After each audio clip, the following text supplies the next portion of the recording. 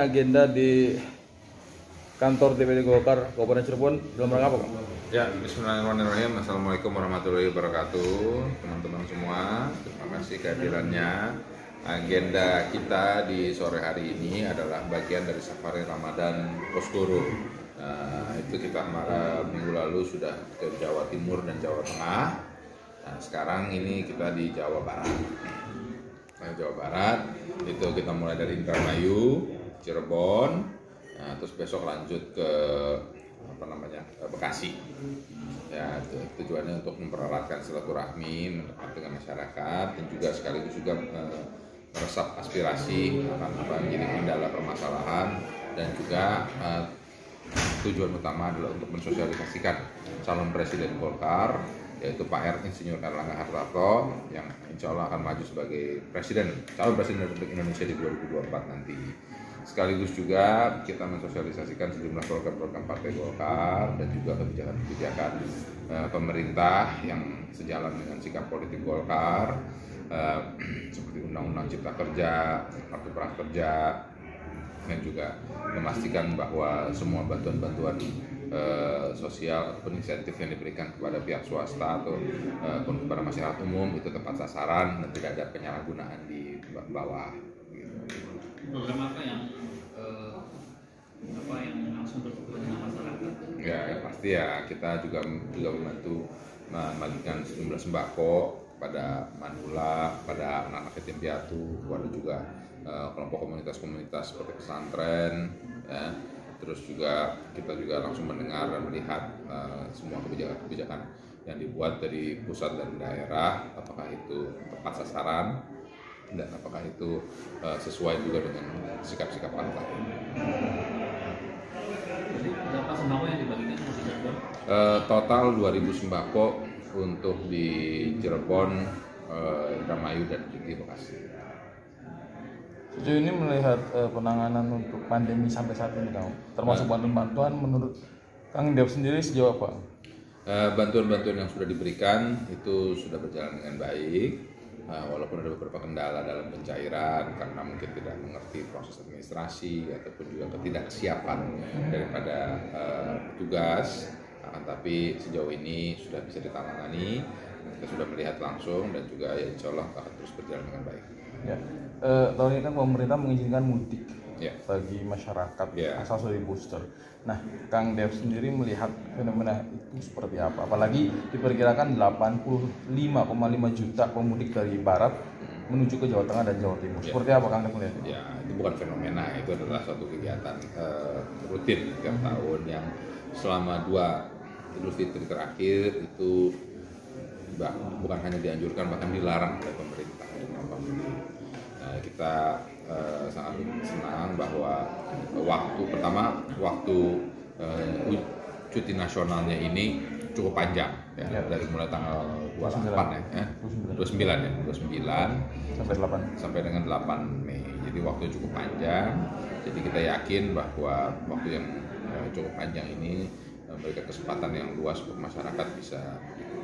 Terkait dengan ekonomi saat ini, Kang, di mana Covid mulai melandai, ekonomi perlahan mulai naik, seperti apa komentar Anda? Ya, kita melihat bahwa dengan salah satu alasan kenapa pemerintah mengizinkan mudik itu juga agar terjadi perputaran roda ekonomi.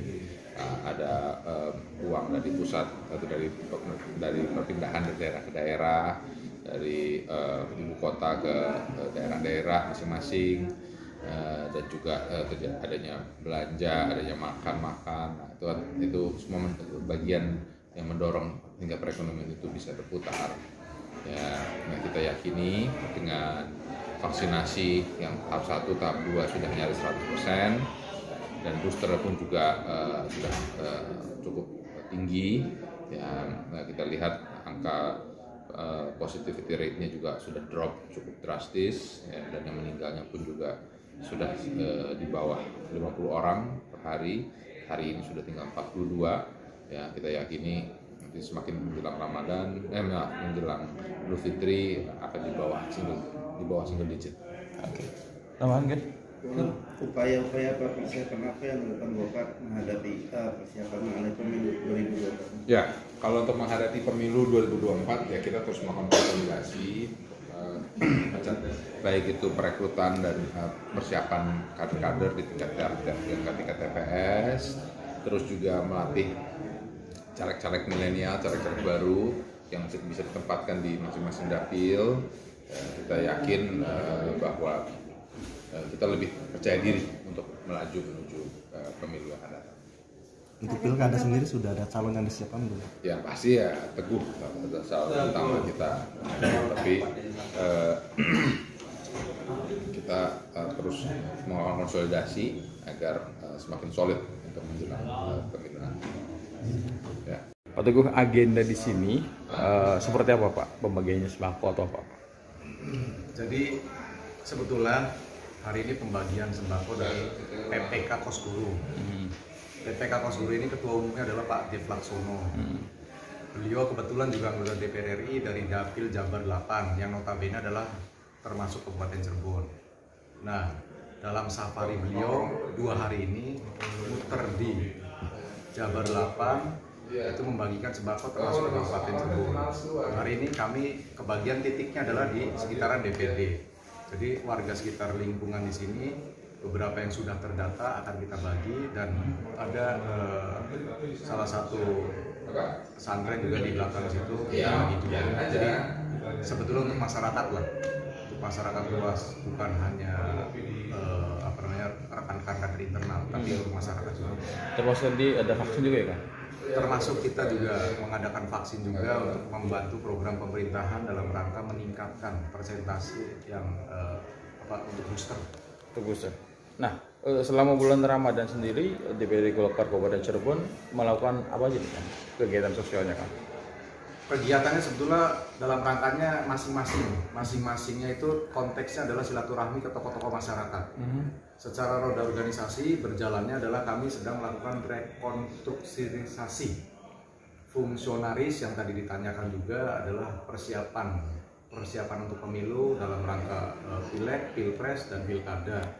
Yang notabene kemungkinan besar bulan 6 mulai verifikasi, jadi kita mulai pendataan di kader-kader internal, termasuk dengan mencoba mendatangi tokoh-tokoh masyarakat yang ingin coba menyamakan frekuensi untuk membesarkan partai di Kabupaten Cirebon. Targetnya berapa kursi?